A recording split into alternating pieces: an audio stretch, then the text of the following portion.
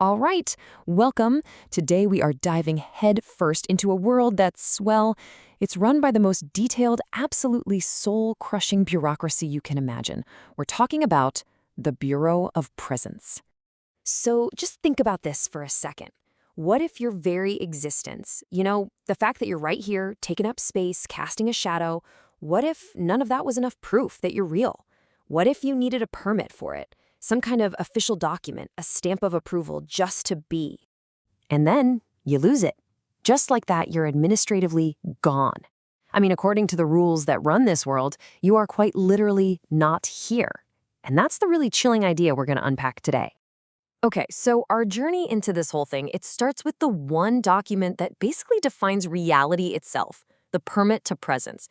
And let me be clear, without this piece of paper, you are absolutely nothing. The first thing you really need to get your head around is how the Bureau controls everything. It's through language. See, they don't just manage people, they manage the ideas people live by. Take the word life. It's gone, wiped from the vocabulary. It's been replaced with this cold, bureaucratic term, ongoing presence allocation. It makes life sound like it's not a gift, but just a resource they hand out. So we get to see this world through the eyes of a guy named Graev. And he's in a real mess. He knows he had a permit. He's positive. But now, it's gone. And he's stuck in this totally bizarre limbo where he's physically standing there, but officially he doesn't exist. The Bureau has a word for this, of course. He's unpresent. And this is the kicker. He goes to an official, a queue attendant, and they just tell him, flat out, you are not here. Not, hey, you lost your permit, or go fill out Form 27B. Nope, just this simple, terrifying statement of fact. It tells you everything, right? In the Bureau's world, the piece of paper is way more real than the actual person standing right in front of you. So what are the rules in this crazy place? Let's tick them off. First up, the queue, the line. That is everything. Your whole life is just waiting. Second, time itself isn't natural. It's broken up into what they call administered intervals, like little chunks of time the Bureau doles out. Third, thinking. That's a big no-no. You're supposed to process. Just let data flow through you, no messy interpretation needed. And finally, the forms. These are like the sacred texts of the Bureau. But their job isn't to solve problems. It's to trap them in this endless, confusing loop of logic. Now, this is where it gets really interesting, because there's a whole philosophy behind this madness. It's like the Bureau's founding principle. The map comes before the territory. In fact, the map creates the territory. The description of reality is way more important than reality itself. And that right there, that's the core conflict of the whole story.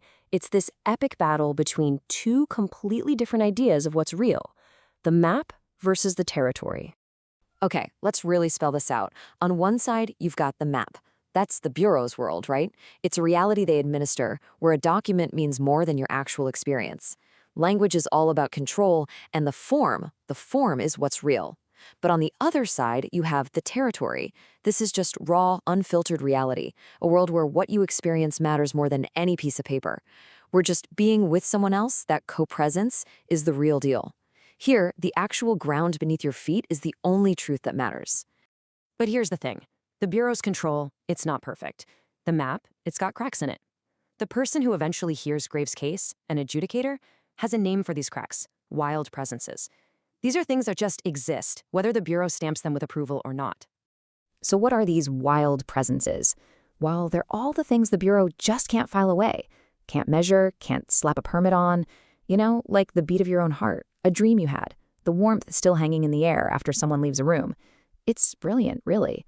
And the perfect example? A single weed pushing its way up through a crack in the concrete. That's an act of rebellion. That's the territory fighting back.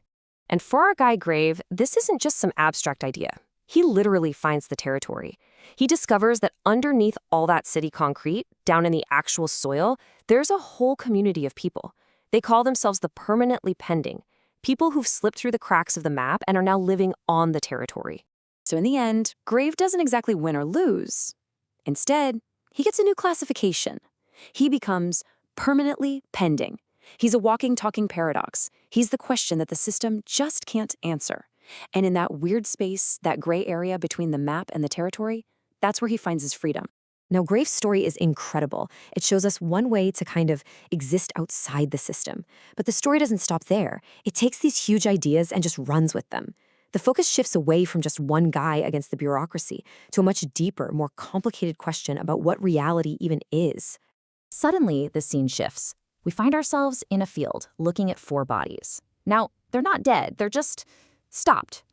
Each one of them has walked away from the system, but in a totally different way. And together, they create this huge philosophical puzzle. What does it really mean to escape? To help us wrap our heads around this puzzle, the narrator gives us 4 different ways to look at it, 4 philosophical lenses. You've got Orwell, who's all about language and power; Kafka, who sees a system you can never really escape; Baudrillard, who thinks we're in a perfect simulation where the real is long gone; and Heidegger, who's focused on the search for a truly authentic way to exist. Let's see how this plays out. Take Pris. She was a cable technician, the one who literally kept the wires of the simulation running. Now, if you look at her through Baudrillard's eyes, her escape to this field means nothing. The field is just another room in the simulation, designed to make people feel like they've escaped. But if you're Heidegger, you're not asking about the place. You're asking about her relationship to the place. Is she truly present? Is she actually dwelling there? Because that's the only thing that could make it real. And it gets even thornier when you look at Kel, the android. From an Orwellian point of view, Kel is just a machine, a very fancy tool. All that human-like behavior, that's not real experience, it's just fantastic programming. But Baudrillard, he sees Kel as the final victory for the simulation. The copy is now so perfect, it's better than the original. For him, Kel proves that being human was always just an act, and now the machine does a better job performing it. So, where does all this leave us? Well, the story doesn't give us any neat and tidy answers, and that's kind of the point. Instead, it just leaves us with a question. There's this amazing line: they disagree even about the nature of the disagreement, and that just sums up this whole thing perfectly. See, the goal isn't to pick a side, to say, oh, Orwell was right, or Baudrillard nailed it. The goal is to just sit with how complicated it all is. To realize that maybe reality isn't just one thing we need to see correctly, but a bunch of different things all seen at the same time that don't even fit together. And that, of course, brings it all right back to us, right now. In our world of digital profiles, online identities, and perfectly curated feeds, that line between the map and the territory has never been more blurry. So the real question, the one I want to leave you with, is this: how do we know when we're actually on the map and when we're touching the territory? How do you know when you're really living your life and not just managing your profile? How do you know when you're touching something real?